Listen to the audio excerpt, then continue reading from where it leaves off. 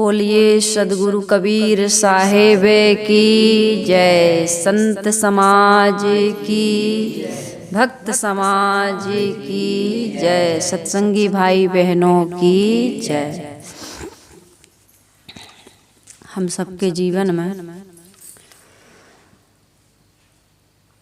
कुछ कारण हैं जिन कारणों से हम दुख का और सुख का अनुभव करते हैं। वो कारण हमारे अज्ञान से भी हो सकते हैं और नासमझी जिसको कहते हैं, और वो कारण ऐसे भी हो सकते हैं जो कारण नहीं है लेकिन हमने मान लिया है ना। तो हमारे जीवन के जो दुख हैं या सुख हैं, इनका निर्माण करने वाला इस प्रकृति में यदि कोई है तो हमारे विचार हैं। हम जैसा विचार करते हैं, जैसी भावना रखते हैं, वैसा हमारे जीवन में हमें दुख और सुख का अनुभव होता है। उसी प्राप्त परिस्थिति में एक व्यक्ति सुखी होता है और उसी प्राप्त परिस्थिति में एक व्यक्ति दुख का अनुभव करता है। इस पर से बहुत सुंदर सुंदर कुछ कहानियां होंगी, दृष्टांत। सबसे पहले तो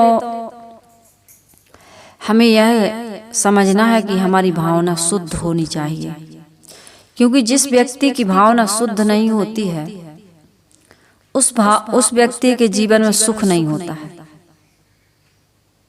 ये कहा गया है कि भाव के भूखे हैं भगवान। किस चीज के भूखे हैं? भाव के। तो हमारी भावना कैसी होनी चाहिए? शुद्ध होनी चाहिए, निर्मल होनी चाहिए, पवित्र होनी चाहिए। और जो व्यक्ति इस भावना को शुद्ध बनाता है, उस व्यक्ति के लिए इस संसार में कहीं दुख नहीं रह जाता। तो सबसे पहले हमें क्या करना चाहिए? भाव शुद्ध करना चाहिए। और इसी भाव की शुद्धि के लिए लोग ओम नमः शिवाय, ओम नमो भगवते वासुदेवाय, ओम शांति, साहेब बंदगी, राम राम, सीताराम, राधे राधे, जितने भी ये पवित्र नाम का उच्चारण के लिए कहा जा रहा है, आदमी कर रहा है। इसके पीछे वैज्ञानिक सिद्धांत क्या है कि हम जिसका नाम लेते हैं, जो नाम लेते हैं, जो मुख से उच्चारण करते हैं, उसका भाव बनता है, उसके प्रति विचार आते हैं। राम राम कहोगे तो राम के भाव मन में आएगा कि नहीं आएगा? जो भी महापुरुष ओम शांति वाले हों, ओम शांति कहोगे तो ओम शांति की दीदी लोगों की, भैया लोगों की याद आएगी, उनका ज्ञान। तो जितने भी संसार में मतपंथ संप्रदाय हैं और जो भी नाम चलाए जा रहे हैं, उसके पीछे यही है कि भाव हमारा पवित्र हो, शुद्ध हो। तो इस भाव को यदि हम शुद्ध कर लेते हैं तो हमारे जीवन में कैसा प्रभाव पड़ता है, और भाव को शुद्ध नहीं करते हैं तो उसका क्या प्रभाव पड़ता है। हमारा भाव हमको प्रभावित करता है, लेकिन हमारे साथ साथ हमारा भाव दूसरे को भी प्रभावित करता है। मेरे अंदर में क्या विचार चल रहा है दूसरे को पता नहीं है, हमें ऐसा लगता है, लेकिन हमारी भावना का प्रभाव उसके जीवन में पड़ता है। कैसे पड़ता है? आप यहाँ बैठे हैं, 7 समुंदर दूर विदेश में कोई आपका परिवार का या मित्र या कोई भी व्यक्ति है, वहां पता चल जाता है। हम यहाँ सोच रहे हैं, वहां पता चल जाता है। आप कहोगे कि ऐसा कैसे हो सकता है, कैसे जानता है? हमारे मन में कोई विचार है तो सामने वाला कैसे जानेगा, वो कैसे प्रभावित होगा? अब यहाँ आप नंबर दबाते हो मोबाइल में, घंटी कहाँ बजती? जहाँ का नंबर है वहीं बज जाती है कि नहीं बज जाती? गलत तो नहीं कह रही? जहाँ का नंबर दबा रहे हो वहाँ घंटी बज जाती है और सामने वाला उठा ले तो बात भी हो जाती। तो ये पूरा ब्रह्मांड क्या है, पृथ्वी कैसी है, अपनी गोल है। तो अब इस पृथ्वी के बाहर कुछ भी नहीं जा रहा। जो कुछ भी हम सोच रहे, विचार रहे, यहाँ इनसे तरंग हमसे जो पैदा हो रही वो घूम घाम के उसी के पास जा रही। कहते हैं एक बार हुआ क्या, राजा भोज के दरबार में एक व्यापारी आया। बहुत पुरानी कहानी है। तो उस व्यापारी को देख करके राजा भोज बड़े धर्मात्मा थे, लेकिन उनके मन में विचार आया कि इसका पूरा धन लूट ले और इसको मार दें, इसको कड़ी से कड़ी सजा दें। मतलब गलत विचार आए उस व्यक्ति को देखकर, उस व्यापारी को देखकर। राजा भोज के मन में बड़ा आश्चर्य हुआ। उन्होंने जो एकदम समझदार मंत्री था, विश्वास पात्र, उसे बुलाया। निर्मल मन के थे। उन्होंने बताया कि मैं बड़ा आश्चर्य में हूं कि इस व्यापारी को देख कर के मेरे मन में इतना गलत भाव क्यों आया। इसका धन लूट लूं, इसको मार दूं, कड़ी से कड़ी सजा दूं, कैद में डाल दूं, ऐसा विचार क्यों आया। मंत्री जी, मैं बड़ा दुखी हूं, मेरे मन में गलत भाव क्यों आया। कई बार ऐसे भी होता है, सामने वाला, मान लीजिए मैं बहुत अच्छे विचार वाली हूँ, लेकिन सामने वाले के लिए गलत विचार आ जाता है। जैसे कोई व्यक्ति आपको मिलता है घर में, परिवार में, जीवन यात्रा में कह दो, किसी के प्रति बहुत अच्छी भावना जगती है और किसी के प्रति अच्छी भावना, बुरे विचार भी आते हैं, उससे घृणा सी होती है, नफरत सी होती है, वो अंदर से अच्छा नहीं लगता है, उसके प्रति अच्छे भाव नहीं जग पाते हैं। ऐसा होता क्यों होता है, इस पर से मैं बता रही हूँ। तो और इस पर से भी मेरा कहने का उद्देश्य भी है कि हम जो घर परिवार में दुखी होते हैं अपनों के बीच में रह करके, या हमारी उस व्यक्ति के साथ में रहकर भावना बदलती है, तो इसका कारण क्या है, इसके बारे में बता रही हूँ। कई बार हमारी भावना गलत होती, कई लोग जिनके साथ हम रह रहे हैं उनकी हमारे प्रति गलत भावना रहती है, तो दोनों एक दूसरे की भावना एक दूसरे को प्रभावित कर रहे हैं। इसलिए हमारा कर्तव्य क्या है, उसकी भावना को तो हम नहीं बदल सकते, लेकिन अपनी भावना को बदलें। और जहां से अच्छे विचार नहीं आ रहे हैं वहां से हट जाएं, दूरी बना के चलें, जिसको कहते हैं उपेक्षा की दृष्टि। थोड़ी सी बाहर से भी दूरी बनाएं। जिस व्यक्ति की भावना पवित्र नहीं, विचार पवित्र नहीं है, आचरण पवित्र नहीं है, कर्म पवित्र नहीं है, उस व्यक्ति से दूर रहें। कबीर साहब ने कहा ना, कबीरा संगति साधु की हरे और की व्याधि, ओछी संगति कूर की आठों पहर उपाधि। पूरा जीवन उपाधि में बीतता, आठों पहर, 24 घंटे, है ना। इसलिए ऐसे व्यक्ति की संगत करने के लिए नहीं कहे साहब। संगत तो करनी चाहिए, लेकिन संगत किसकी करो, साधु की, जिसने अपने मन को, वाणी को, विचारों को साध लिया है, भावना को पवित्र कर लिया है। भाव बिना इस संसार में कोई वस्तु नहीं मिलती। तो हमारा भाव बड़ा सुंदर होना चाहिए, शुद्ध होना चाहिए, निर्मल होना चाहिए, पवित्र होना चाहिए। और ये भाव को ही सुंदर करने के लिए एक कथा होती है, भागवत होती है, ये सत्संग होता है, ये सदग्रंथ पढ़े जाते हैं, ये जितने भी धार्मिक अनुष्ठान हो रहे हैं भाव को शुद्ध करने के लिए। तो राजा भोज के मन में बड़ा आश्चर्य हुआ। मंत्री जी से कहा, मंत्री जी ने कहा इसका उत्तर देने के लिए हमें थोड़े से समय की जरूरत है, आप हमें कुछ समय दीजिए। राजा साहब ने कहा कि ठीक है। राजा भोज ने कहा कि ठीक है, जितना भी समय चाहिए, लेकिन मुझे इसका उत्तर चाहिए। मेरा मन उस व्यक्ति के सामने इतना बिगड़ क्यों गया, इतना दूषित गंदे विचार क्यों आ गए। मेरे मन में तो कभी किसी के प्रति ऐसा भाव आता नहीं है। तो मंत्री जी ने समय लिया और उस व्यक्ति के पास गए। वो चंदन का व्यापारी था, चंदन की लकड़ियों का व्यापार करता था, उसके पास बन था चंदन का। तो उसके पास बैठे उठे, उससे बातचीत की, मित्रता बढ़ाई और पूछा कि आप बड़े चिंतित लग रहे हैं। कहा क्या बताएं, बहुत दिन से हमारा व्यापार बड़े घाटे में चल रहा है, कुछ चंदन की लकड़ियों की सप्लाई ही नहीं हो पा रही है, बड़े दुखी हैं हम। कहे इसका उपाय क्या है। तो व्यापारी बड़ा मुस्कुरा करके बोला कि उपाय तो एक ही है कि यदि राजा भोज की मृत्यु हो जाए, मैं यही कामना करता हूँ कि राजा भोज की यदि मृत्यु हो जाए तो मेरी सारी लकड़ियां बिक जाएं। तब मंत्री को पता चला कि बात यहाँ पर अटकी हुई है। इसके मन में राजा भोज के प्रति इस प्रकार का विचार है कि इसकी मृत्यु हो जाए तो मेरी लकड़ी बिक जाए। इसीलिए राजा भोज के मन में इसको देख करके गलत विचार आया। इसलिए कहते हैं कि घर में, परिवार में, समाज में, कहीं भी जहां हम रहते हैं, काम तो करना है। काम को सेवा समझिए और सेवा को पूजा समझिए और पूजा समझ करके भोजन बनाइए, पूजा समझ के झाड़ू लगाइए, पूजा समझ के बिजनेस, व्यापार, सब कहीं धंधा, जो कुछ भी हमारी कमाई का पूंजी अर्जन करने का साधन है, उसको हमें क्या समझना चाहिए? पूजा समझनी चाहिए। हम व्यापारी हैं तो कोई भी व्यक्ति खरीदार आया तो उसके साथ हमें ईमानदारी से, यदि हम वस्तुओं को दे रहे हैं और पैसा ले रहे हैं, तो वो हमारे लिए क्या बन जाएगा? पूजा बन जाएगा। और पूजा हमेशा पवित्र कार्य कहलाता है। तो पवित्र भावना से किया गया पवित्र कर्म और उसके द्वारा जो हमने कमाया है और फिर उसको पवित्र भावना से जो हमने बनाया है, खिलाया है, उसका प्रभाव पड़ता है।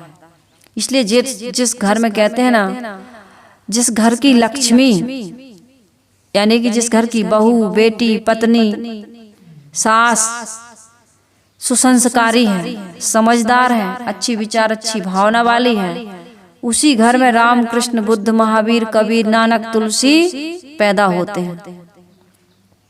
नारी नारी झन कहो, नारी रतन खदान, नारी से नर उपजे, ध्रुव प्रहलाद समान। ये नारियां क्या है? रतन की खान है।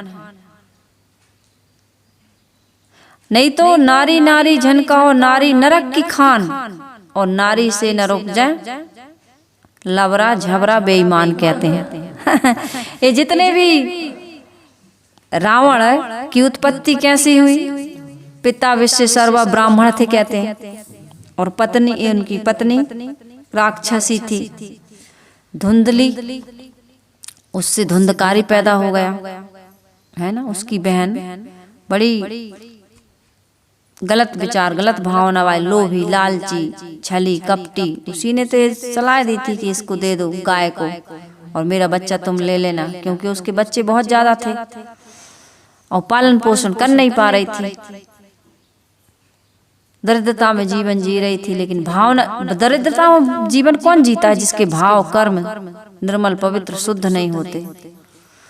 तो उस व्यापारी से उस मंत्री ने कहा कि ऐसा करो, एक उपाय और है। कहे क्या? कहे मैं राजा साहब के आदमियों को जानता हूँ, मैं उनसे आपके लिए प्रार्थना करूँगा और मैं राजा भोज के यहाँ इस बात पहुँचाऊंगा कि भोजन में आपकी लकड़ियों का प्रयोग किया जाए। कहानी है, हो सकता है आपकी सारी लकड़ियां धीरे धीरे राजा भोजन में प्रयोग करेंगे तो आपका बिजनेस, व्यापार ढप नहीं रहेगा, चलने लगेगा।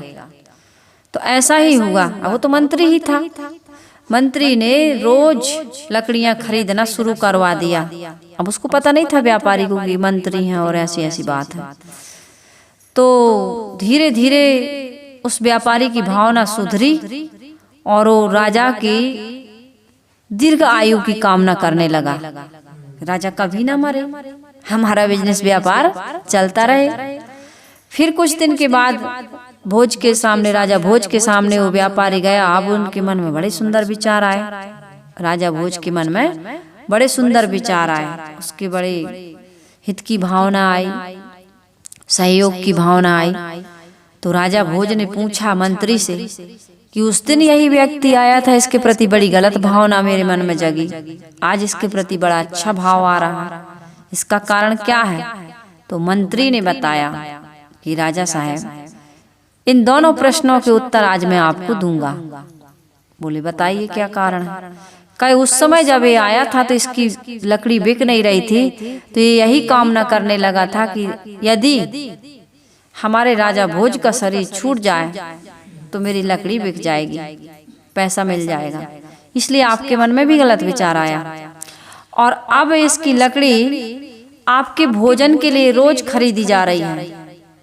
इसलिए ये सोच रहा है कि राजा की आयु दीर्घ हो, मतलब लंबी आयु जिए, बहुत लंबा जीवन जिए, ताकि मेरे व्यापार चलता रहे। तब राजा भोज के मन में विचार आया कि विचारों का इतना प्रभाव पड़ता है, तो हमें क्या करना है। हमारे घर में, परिवार में हम दूसरे की भावना तो नहीं बदल सकते हैं, क्योंकि वो सुनता नहीं है, समझता नहीं है, मानता नहीं है इन चीज़ों को। लेकिन हम जानते हैं, हम मानते हैं, तो हम अपने विचारों को, भावनाओं को बदलें, क्योंकि कर्म की उत्पत्ति विचार से ही होती है। हम जो बोलते हैं ये कहाँ से बोलते हैं? भावना से, विचार से। पहले अंदर विचार आता है, तो विचार में विकार ना हो, इस प्रकार की भावना हमें शुद्ध रखनी चाहिए। परिश्रम करें, किसी प्रकार का हमें लालच भी नहीं करना चाहिए। जो प्राप्त है वो पर्याप्त है। ये 2-3 सूत्रों को यदि हम याद रखते हैं कि भावना हमारी शुद्ध हो, परिश्रम करें, मेहनत करें, लेकिन लालच ना करें और हम अपेक्षाएं ना करें, जो प्राप्त है वो पर्याप्त है। क्योंकि जीवन में हमें जो कुछ मिला हुआ है ना, उसमें हम शादी संतोष नहीं कर रहे हैं, और संतोष न कर पाने से जो दुख आ रहा है, उस दुख को दूर करने के उपाय के लिए हम परिक्रमा कर रहे हैं, पूजा पाठ कर रहे हैं, नाम जप कर रहे हैं, या किसी महात्मा जी के यहाँ किसी धाम में जा रहे हैं और सोच रहे हैं कि हमारा दुख दूर हो जाएगा। तो कोई बाबा, कोई मैया, कोई देवी देवता हमारे दुखों को दूर नहीं कर सकता है, क्योंकि जो मिला है हमको उसका हम सदुपयोग नहीं कर रहे हैं, और जो नहीं मिला है उसके लिए हम दूर के ढोल सुहावने। यही वाली कहानी। अपने जीवन में जो अपन को मिला है उसमें हमें संतोष नहीं, और सामने वाले के सुखों को देख करके बड़ी लालच हो रही। कहते हैं कि अपनी पत्नी अच्छी नहीं लग रही, अपनी बहू अच्छी नहीं लग रही, अपनी सास अच्छी नहीं लग रही, अपने परिवार के लोग अच्छे नहीं लग रहे, लेकिन दूसरे की पत्नी, दूसरे का पति, दूसरे की बहू, दूसरे की सास, दूसरे की संपत्ति, दूसरे की गाड़ी, दूसरे की मोटर बड़ी अच्छी लग रही, और वही मिल जाएगी ना तो फिर तीसरे की देखने लगेंगे हम, क्योंकि स्वभाव बना है जो मिला है उसमें संतोष ना करना। हमें कितना मिला है इसके बारे में हमें, अरे शरीर स्वस्थ मिला है। कहते हैं काला व्यक्ति सोचता है कि गोरा व्यक्ति, यदि हम गोरे होते तो कितना अच्छा होता। नाटा व्यक्ति सोचता है लंबे होते तो कितना अच्छा होता। पतला आदमी सोचता है मोटे हो जाते थोड़ा तो कितना अच्छा होता। और जब आप ऐसे व्यक्ति को देखोगे जिसके आंख नहीं है, जो बोल नहीं सकता है, जो सुन नहीं सकता है, जो चल नहीं सकता है, तो क्या ऐसा सोचोगे? आप काले हैं तो गोरे को देख रहे हैं, और उसको नहीं देख रहे जो विकलांग है, उसको भी तो देख सकते हैं। आपके घर में 15 लाख की गाड़ी है, आप 25 लाख वाले को देख रहे हैं, आप उसको भी तो देख सकते हैं जिसके पास केवल मोटरसाइकिल है। विचारों को ही तो बदलना है, नहीं है। आपकी बहू आपसे झगड़ा कर रही है, आप उसकी बहू को देख रहे हैं जिसकी बहू झगड़ा नहीं करती। अरे ये सोचो कि तुम्हारी कम से कम बहू तो है, कितने लोगों को तो बेटा ही नहीं, बहू नहीं। झगड़ा ना करो भाई, हम ये नहीं कहते, लेकिन झगड़ा नहीं करोगे तो कैसे जीवन चलेगा? स्वभाव बना लिया है, थोड़ा हो जाती नोक झोंक, हाँ झगड़ा नहीं होना चाहिए, लेकिन हमारे जीवन में ऐसा नहीं हो रहा है। हम क्या कर रहे हैं, जो नहीं है उसके बारे में सोचते रहते हैं। एक व्यक्ति था, कहते हैं बहुत दुखी, बहुत दुखी। संत के पास गया, बताया कि जीवन में बड़ा दुख है, महाराज कोई उपाय बताइए कि मैं सुखी हो जाऊं। मेरे जीवन में बड़ी शिकायत, बड़ा अभाव, बड़ा दुख है। कहे भैया आपकी समस्या का समाधान हो जाएगा, लेकिन एक शर्त है। कहे क्या शर्त है? कहे संसार में कोई सुखी व्यक्ति की जैकेट ले आओ, कमीज ले आओ। कमीज कहा उन्होंने, शर्ट ले आओ। कौन सी बड़ी बात है, जा रहे संसार में जो जिन्हें हम हमारी दृष्टि में हमें देखने में आ रहा है और विश्वास है कि ये व्यक्ति सुखी है। अरे धन में सुख ढूंढने वालों, तुम धनवानों से पूछ लो। वो धनवान के पास गया जिसके पास पर्याप्त मात्रा में धन था, किसी चीज की कमी नहीं थी। उसके पास गया, कहे भैया हमें आपकी एक कमीज मिल जाएगी। कहे एक नहीं भाई, 2 दे देंगे, लेकिन कारण बताओ क्यों? कहे हमारे जीवन में बड़ा दुख है, हम संत जी के पास गए थे, उन्होंने कहा सुखी व्यक्ति की कमीज ले आओ तो हम तुम्हें सुखी होने का मंत्र बता देंगे। कहा भैया देखो, एक की जगह 2 शर्ट देंगे, 2 कमीज देंगे, लेकिन हम ये नहीं कहते कि हम सुखी। बड़ा दुख। कहे क्या दुख है? इतने में कई जगह से फोन आ गए, वकील आ गए, कई उनके नौकर चाकर आ गए, बताने लगे कि आज यहाँ की पेशी, आज यहाँ की पेशी, आज यहाँ मुकदमा में जाना है, आज अमुक व्यक्ति से विवाद बन गया, आज ये हो गया, वो इतना नुकसान हो गया, इतना फायदा हो गया। कहे भैया मैं रात में नींद की गोली लेकर के सोता हूँ, तब कहीं नींद लगती है। तुम्हें देखने में लग रहा मैं सुखी बिल्कुल नहीं। तो उसने कहा भैया इससे अच्छा तो हम ही सुखी हैं। वापिस हो गया। कहा जितना है, दिन मजदूरों को नहीं देखते हो, दिन भर कमाते हैं और रात को खर्राटे भर भर के सोते हैं। पेड़ के नीचे, मजदूर को पेड़ के नीचे, मेड़ पर, खेत में ऐसे ही कुछ बिछाए बिना नींद आ जाती है। फिर हो गया जिनके पास बड़ा परिवार था, भाई भतीजा कुटुंब कबीला, कितना बड़ा परिवार है। वे देखे रोज रोज कचहरी भाई आपस के तकरार में। खूब बड़ा परिवार था, खूब नाती पोता बहू बेटा रिश्ते सब भरपूर। कहा आपके पास आए हैं बड़ी उम्मीद लेके, हमारी सहायता करिए। क्या बात है? कहे हमारे जीवन में बड़ा दुख है। संत जी के पास गए, बताया पूरी बात। कहे भाई एक की जगह 2 ले जाओ, लेकिन हम सुखी नहीं। कहे आपके जीवन में क्या दुख है? इतने में पत्नी आ गई, झगड़ा करने लगी। बेटा शराब पी करके आ गया, नाती का एक्सीडेंट हो गया। कहा रे इसके जीवन में भी बड़ा दुख है। कहते ना बड़े परिवार में बड़ी समस्याएं, ये भी बड़ा दुखी है। कहे हमारी पत्नी तो बड़ी आज्ञाकारी है, आदर करती, सम्मान करती, बात मानती, हमारे बच्चे बड़े सद्गुणी हैं, इससे तो अच्छे हम ही हैं।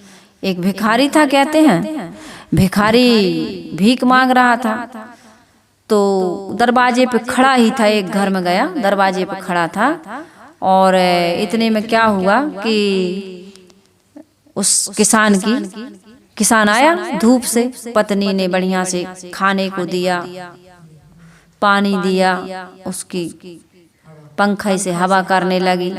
भिखारी ने कहा यार क्या जीवन है इनका भी, है ना। इतने सुख से रह रहे हैं, पत्नी है, बच्चे गोद में आके बैठ गए, बढ़िया स्वाद के अनुसार गरम गरम भोजन मिल रहा है, पत्नी हवा कर रही है। हमारा जीवन क्या, भीख मांगते फिर रहे हैं। एक दूसरे घर में गए, दूसरे घर में देखा तो पत्नी उसकी बहुत बीमार थी और बच्चा कुसंस्कारों से कई प्रकार के नशा व्यसन, लड़ाई झगड़ा, पता नहीं क्या क्या विवादों में उलझा हुआ था। बड़ा दुखी था। कहे यार एक तो सुखी दिखाए, एक दुखी दिखाए, तो झमेला है। दुख सुख के झमेले से हम मुक्त हैं, हम ही सुखी हैं। तो ये विचारों से सुख दुख आ रहा है। उस व्यक्ति ने उसको देखा तो कहा कि ये व्यक्ति भी सुखी नहीं है, जिसका बेटा शराब पी करके नशे में है, पिता की बात ही नहीं मानता है, संपत्ति जो इसके पास इतनी सारी संपत्ति है, इसको ऐसे ही नशा व्यसन में यारी दोस्ती में उड़ा रहा है, और पिता कुछ कहता है तो बात ही नहीं मानता है, इससे अच्छा तो मैं ही हूँ। अब फिर भी उसके मन में ये था कि मिल जाती कहीं किसी सुखी व्यक्ति की कमीज तो मैं बिल्कुल सुखी हो जाता। रास्ते रास्ते जा रहा था, एक संत मिले, फकीर एकदम फक्कड़, जिनकी तन पर सिर्फ एक लंगोटी थी। उनके चरणों में गिर गया, महाराज जीवन में बड़ा दुख है, संसार में जहाँ जाता हूँ दुखी दुखी दिखाई देता है, क्या हम इस दुख से, इस संसार के दुखों से मुक्त नहीं हो सकते हैं? दुख का अंत कैसे होगा और सुख का कोई रास्ता बताइए। तो उन महात्मा जी ने कहा कि बेटा सुख और दुख बाहर नहीं है, सुख और दुख कहाँ है? हमारे भीतर है, हमारी सोच पर आधारित है। जिन प्राणी और पदार्थों को हम महत्व देने लगते हैं उनमें हमारा शांति और संतोष का धन खत्म हो जाता है। शांति और संतोष प्राप्त है, उसको हम पर्याप्त समझेंगे तभी हमारा जीवन सुखी हो सकता है। तुम्हारी पत्नी नहीं है, शादी नहीं हुई, कही है, बात मानती, कही हाँ मानती है। बच्चे निसंतान तो नहीं हो, बच्चे बच्चे हो गए, संसार में बड़ा दुख है। बच्चे ना हो तो आदमी कहाँ कहाँ जाता है, क्या क्या करता है, कितने पैसे लगाता है, कितने दुआ ताबीज, कितने डॉक्टरों की दवाइयाँ, कहाँ कहाँ मन्नत मांगता है। एक काना कुबरा कैसे भी है ना, निर्वंशी का जो दाग लगा है वो मिट जाए, कई प्रकार के उपाय करता है। हमने जो कमा करके रखा है इसका मालिक कौन बने, तो सब दूसरे को चली जाएगी, कई प्रकार की बात है। बड़ा दुखी रहता है वह व्यक्ति।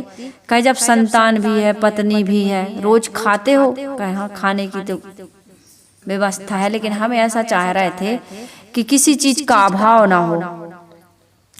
कहे ऐसा नहीं होता है, किसी चीज का अभाव यदि नहीं होगा जीवन में तो फिर भजन कैसे करोगे, मुक्ति के रास्ते को कैसे खोजोगे।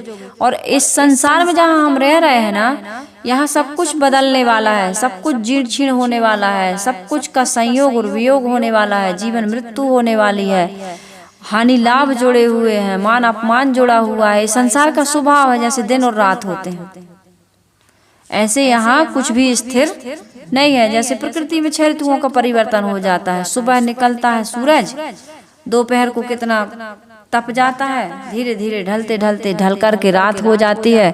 यही है हमारे जीवन की कहानी, जन्म लेना, जवानी आना, और फिर अधेड़ अवस्था, और धीरे धीरे जर्जरता को प्राप्त होकर के मृत्यु की गोद में समा जाना। यहाँ पर कुछ भी स्थिर नहीं है, एक रस रहने वाला नहीं है बेटा। इसलिए अपने मन को ऊपर, इन चीजों से ऊपर रखो। यदि तुम्हारा मन संसार की इन हानि लाभ से, निंदा स्तुति से, यहाँ के संयोग वियोग से, यहाँ के जन्म मृत्यु से प्रभावित हो रहा है तो यही दुख का कारण है। इस मन को मजबूत बनाओ, विवेक से, विचार से, समझ से। यह समझ लो कि सबसे बड़ा धन तो जो एक रस रहने वाला है वो है आत्मधन, और सद्गुण, विवेक, विचार, इसको कमाओ। कहे महात्मा जी क्या आपके जीवन में कोई दुख नहीं? कहे दुख किस बात का? दुख किस बात का? यहाँ जब सुख आया है तो ये भी नहीं रहेगा, और दुख आया है तो ये भी नहीं रहेगा। अरे जब ये जीवन, ये शरीर नहीं रहता है,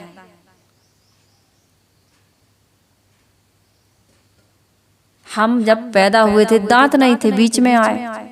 हम जब पैदा हुए थे बाल काले थे, बीच में सफेद हो गए। कितना बदल रहा है शरीर, झुर्रियां पड़ गई। कैसे शिशु के रूप में पैदा हुए थे का उसी रूप में हो आप। कुछ भी स्थिर है यहाँ पर, कुछ भी स्थिर नहीं है। तो ये बाहर के बनने बिगड़ने वाली चीजों में तुम एक रास्ता खोजोगे, स्थायित्व खोजोगे, है ना, परिवर्तन ना हो, सदैव जवान बने रहें, सदैव हम स्वस्थ बने रहें, सदैव हमारा वर्चस्व बना रहे, हमारी बात माने लोग, हमारे अनुकूल रहे लोग, तो ये होने वाला नहीं है। तो इसलिए क्या करो, तुम मन को ऊपर उठा लो इन चीजों, संसार के जितने भी तुम्हारे द्वंद्व मन में चल रहे हैं, पत्नी को लेके, बच्चे को लेके, धन को लेके, संबंधों को लेके, संसार की संपत्ति को लेके, शरीर को लेकर, सुख दुख को लेकर, हानि लाभ को लेकर, इनसे ऊपर उठाओ मन को। कहा आपने उठा लिया? कहे बिल्कुल। कहे कैसे? कहे एक रस नहीं है कुछ भी यहाँ, सब कुछ क्षण क्षण बदलने वाला है, छाया की तरह है ना। सुबह देखो तो कितनी लंबी छाया होती है, क्योंकि सूर्य तिरछा है, धीरे धीरे धीरे धीरे वो छाया छोटी होती जाती है, और जब सिर पर आ जाता है तो छाया भी समाप्त हो जाती है, और फिर वो ढला सूरज। ऐसे ही सब कुछ है। कहा मैं अपने मन को ऐसा बना सकता हूँ? कहे क्यों नहीं बना सकते। वास्तविकता का बोध तुम्हें हो गया कि बाहर शरीर से लेके संबंध की, संसार की सारी चीजें एक रस नहीं है। यहाँ आकर के हमें अपने आत्म कल्याण का काम करना है। आत्म स्थिति, आत्म संतोष, आत्म तृप्ति, इन चीजों को यदि हम सुनते हैं, समझते हैं, तो इनकी प्राप्ति करना है। मौन हो गया, शांत हो गया, एकदम मन जो संसार में भटक रहा था, जिन गुरुजी के पास आया था वो समस्या लेके, उनके पास गया, जाकर के मौन चुप शांत बैठ गया। हम मौन ही तो नहीं हो रहा, चुप ही तो नहीं, शांत ही तो नहीं हो रहा, क्योंकि समझ नहीं जा पा रही। उन संत ने कहा कि कमीज मिल गई, सुखी व्यक्ति की कमीज मिल गई। उसने कहा महाराज कमीज तो नहीं मिली, लेकिन सुख मिल गया, संतोष मिल गया। कहे कैसे? कहे संसार में बाहर सुख नहीं है, सुख कहाँ है? भीतर। और दुख भी बाहर नहीं है, कहाँ है? भीतर। और ये कोई देता नहीं है, कहाँ से आता है? अपनी समझ से, अपनी भावना से, अपने विचारों से। इसलिए हमको इसी को शुद्ध करना है, और इसको शुद्ध करने का उपाय हमें संत के द्वारा मिल चुका है। तो जिस व्यक्ति को संतोष मिल जाता है, समझ जग जाती है, जो सत्कर्म में लग जाता है, जो किसी को दुख नहीं देता, कमाता तो है लेकिन अपने जीवन मूल्यों को किसी भी प्रकार से दांव पर नहीं लगाता। कैसे दांव पर लगा देते हैं हम जीवन मूल्यों को? हम लोग क्या करते हैं कि थोड़े से लोभ में, थोड़े से लालच में धर्म को, अपने कर्तव्य को भूल जाते हैं। लेकिन जो अपने धर्म को नहीं भूलता, अपने कर्तव्य को नहीं भूलता, जो नीति न्याय को नहीं भूलता, जो संयम और सदाचार से जीता है, वह व्यक्ति सुखी हो जाता है। कहते एक छोटी सी कहानी है। एक व्यक्ति था, बड़ा ही समझ लीजिए कारपेंटर जिसको कहते हैं, लकड़ी का काम करने वाला। तो बिजनेस व्यापार के सिलसिले में अपने गांव को छोड़ करके किसी दूसरे राज्य में चला गया।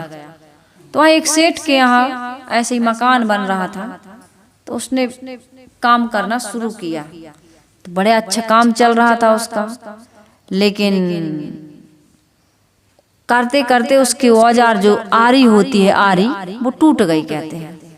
अब आरी के बिना काम कैसे बने भाई? एक नट के बिना, एक खीला के बिना काम रुक जाता है ना। हमारे जीवन में यदि दुख है ना, तो कहीं ना कहीं कुछ छोटी सी मिस्टेक क्यों ना हो, छोटी सी, छोटे से छोटी कोई त्रुटि क्यों ना हो, उस पर भी हमें ध्यान देना चाहिए, क्योंकि उसी त्रुटि के कारण बड़े से बड़ा दुख आ सकता है। आपके मशीन में एक नट नहीं है मान लो, तो आपकी बड़ी से बड़ी मशीन चल नहीं सकती, काम नहीं हो सकता। उस नट, छोटे से नट की, उसकी भी बड़ी महत्वपूर्ण भूमिका है। तो उसकी आरी टूट गई। तो उसने कहा कि भाई अब क्या करें? तो उसे पता चला गांव में एक लोहार है इसी राज्य में। तो लोहार के पास गया, कहा भाई साहब हमारी आरी टूट गई, क्या आप हमारी आरी बना सकते हैं? कहे बना देंगे, लेकिन आज नहीं बनेगी, कल बनाएंगे। कहे आज ही बना दो, आज नुकसान हो जाएगा। कहे भाई देखो, हम कोई भी काम करते हैं तो बड़ी निष्ठा से करते हैं, लगन से करते हैं, और बड़ी सुंदरता के साथ करते हैं, क्योंकि हमको पैसा ही नहीं चाहिए, हमको अपनी प्रसिद्धि भी चाहिए कि भाई अमुक आदमी बड़े अच्छे से काम करता है। जल्दबाजी में कोई काम अच्छा नहीं होता।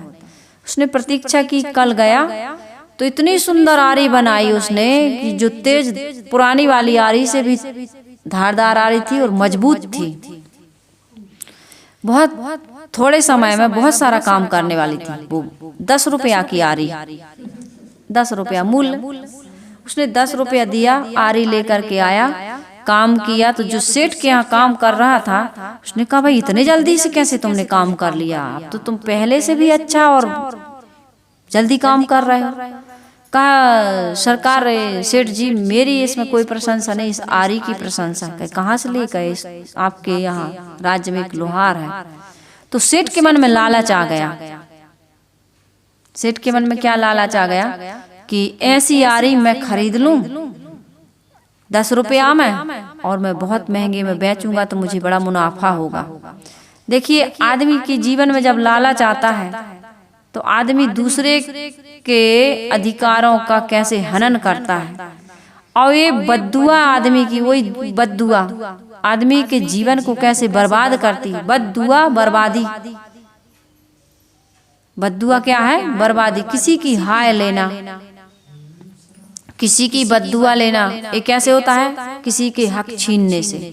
और हक छीनना किसी की जमीन ही हड़प लेना या पैसे ही ले लेना नहीं है। हर व्यक्ति का एक अपना अपना अधिकार होता है, हर व्यक्ति की एक अपनी अपनी आवश्यकता होती है। उस आवश्यकता की पूर्ति न करना, उस अधिकार का यदि हम दुरुपयोग कर रहे हैं, अधिकार है माता का, पिता का, बहू का, बेटे का, पड़ोसी का, समाज में जो व्यक्ति है उसका कुछ अधिकार है, कुछ आवश्यकता है। यदि उसकी पूर्ति नहीं हो रही तो उसका हम क्या कर रहे हैं, हक छीन रहे हैं। फिर उसके दिल से क्या निकलेगी, बद्दुआ। और ये बद्दुआ, कल की कहानी हम लोग सुन रहे थे ना, सच्ची घटना। काफी देर तक वो सज्जन आए बैठे, उन्होंने बताया। और ये 2-4 घटनाएं बड़े अच्छे से मैं जानती हूँ कि आज उनके जीवन में जो दुख मिल रहा है और वो नहीं कांटे से कट रहा, वो कटेगा भी नहीं। बोया पेड़ बबूल का तो आम कहाँ से खाए। जीवन में जो बीज बो दिए हैं उसकी फसल लहलहा करके पैदा हो रही है। अब उसको काटना कौन, किसको पड़ेगा, हम ही को। ये बाहर की फसल कोई दूसरा काट ले, लेकिन अपनी कबीर कमाई अपनी निष्फल कभी न जाए। बोया पेड़ बबूल का तो आम कहाँ से खाए, आपन कर्म न मैटो जाई। और अपने कर्मों को राम ने नहीं मैट पाया, कृष्ण ने नहीं मैट पाया, किसी ने नहीं मैट पाया, तो हम लोग कैसे मैट पाएंगे। तो उस व्यक्ति ने, सेठ ने कहा कि मैं उस लोहार के यहाँ जाऊंगा। मन में विचार किया और बहुत सारी आरी बनवा करके मैं मुनाफा के लिए बेचूंगा, कम मैं लूंगा। और यही तो करते हैं, मुनाफा लो लेकिन इस लोहार से शिक्षा लो।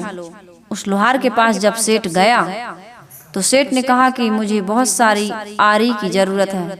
सेठ लोहार समझ गया पैसे वाला है और ये आरी क्यों खरीदना चाह रहा, क्योंकि 10 रुपए की आरी है 20 रुपए में बेचेगा, हो सकता है ज्यादा में भी बेचे। तो मैं गरीब आदमियों का जो सेवा करने के लिए यहाँ बैठा हूँ, गरीब आदमी की सेवा करता हूँ। मैं मेहनत के 10 रुपया तो लेता हूँ, लेकिन ये 10 रुपये की मेहनत में एक क्या कितने कमाएगा, 20 कमाएगा। तो जो गरीब के पास 10 रुपया में चीज उपलब्ध हो रही थी वो 20 में होगी, तो मैं भी इसका कारण बनूंगा। उसने कहा कि मैं आरी नहीं बेचूंगा। कहा तुम्हें क्या, पैसा ले लो भाई 10 रुपया, नहीं तुम मुझसे 20 रुपया ले लेना, मुझसे 20 रुपया ले लेना। जब आरी मेरे अंडर में आ जाएगी तो मैं फिर 30 में भी बेच सकता हूँ। तुम जितनी भी आरियां बनाओगे मुझे ही बेचोगे, किसी और को बेचना मत। उस लोहार ने कहा नहीं, मैं ऐसा नहीं कर सकता हूँ। कहा भाई मुझे बड़ा आश्चर्य हो रहा। सेठ ने कहा तुम्हें 10 की जगह 20 दे रहा हूँ, आरी क्यों नहीं बेचते। उसने कहा मैं आरी को बेचता हूँ, अपने आदर्श मूल्यों को नहीं बेचता हूँ। मेरा ये सिद्धांत है, सिद्धांतों को नहीं बेचता हूँ। मैं अपनी कला को नहीं बेचता हूँ। भाई मैं आरी बेचूंगा लेकिन मैं गरीब की, जरूरतमंद की आवश्यकता के लिए बेचूंगा। तुम्हारे जैसे शोषण करने वाले गरीबों का शोषण करना, गरीबों का हक छीनना, मैं उसमें सहयोगी नहीं बनूंगा। मैं आरी तुम्हें बना करके 20 में भी नहीं, 30 में भी नहीं, 50 में भी नहीं, किसी मूल्य पर नहीं बेचूंगा। तो ऐसे आदमी होना चाहिए। हमारे जीवन में कुछ सिद्धांत होने चाहिए कि हम झूठ नहीं बोलेंगे, लालच नहीं करेंगे, भावना किसी के प्रति गलत नहीं रखेंगे, किसी के अधिकारों का हनन नहीं करेंगे और अपने जीवन में जो प्राप्त है उसमें संतोष करेंगे। अपनी जो पत्नी है, अपने जो पुत्र है, अपना जो धन है, वो हमारे लिए पर्याप्त है। इस प्रकार की भावना हमारे घर में क्या नहीं है बताओ? हमारे घर में सब कुछ है और जब हम ऐसा सोचेंगे तब सब कुछ, नहीं तो फिर अभाव ही अभाव है। अभी तो हमारा छत बस ढला है, अभी तो हमारा 5 कुंटल निकला और का तो 7 कुंटल 8 कुंटल निकला है। तो तुम्हारा 5 कुंटल निकल आया और तुम खाओगे कितना साल में? भाई तुम्हारी 500 की या 5000 की साड़ी पहनते थे तो उसको थोड़ी सस्ती पहन लेना, लेकिन संतोष को ना बेचो, सुख को ना बेचो, प्रसन्नता को ना बेचो। जो असंतोष है, जो अभाव की अनुभूति होती है, जो कमी लगती है, ये हमारे जीवन को कभी पूरा नहीं कर पाती है। इसलिए जो है प्राप्त है वो पर्याप्त है। हमारी भावना शुद्ध होनी चाहिए, दूसरे का देख करके हमें ललचाना नहीं चाहिए। तो ये सारी बातें यदि हम जीवन में अपने विचारों में, भावनाओं में रोज इनको जीवंत करते रहते हैं, ध्यान रखते हैं, तो हमारा जीवन सुंदर बन जाएगा। तो इस प्रकार से हमारे जीवन को सुंदर बनाने के लिए इन संत महापुरुषों की जो शिक्षा है, जो उपदेश है, उसके अनुसार मैंने पूछा अभी कल का जीवन कैसा रहा, कल का दिन कैसे बीता। तो उत्तर में एक व्यक्ति ने कहा कि कल का जीवन हमारा, कल का दिन खराब गया, बाकी सभी लोगों ने हमको सकारात्मक जवाब दिया। तो हम कामना करते हैं कि हम सबका जीवन, रोज रोज का दिन, रोज रोज का जीवन, हर पल हर क्षण का समय हमारा सावधानी पूर्वक, सजगता पूर्वक और जागरूकता पूर्वक हम जिएं, ताकि हमारा जीवन धीरे धीरे उत्तरोत्तर सुख की ओर, शांति की ओर, प्रसन्नता की ओर बढ़ता चला जाए। और इन बातों को, इन विचारों को जीवन में हम अमल करते हुए अपने जीवन को सुखमय बनाएं, शांतिमय बनाएं, प्रसन्नतामय बनाएं। अच्छी भावना से हमारा जीवन अच्छा बनता है और इस भावना का प्रभाव दूसरे पर भी पड़ता है। इस बात को ध्यान में रखते हुए अपने मन, वाणी, कर्म को, भावना को शुद्ध रखें।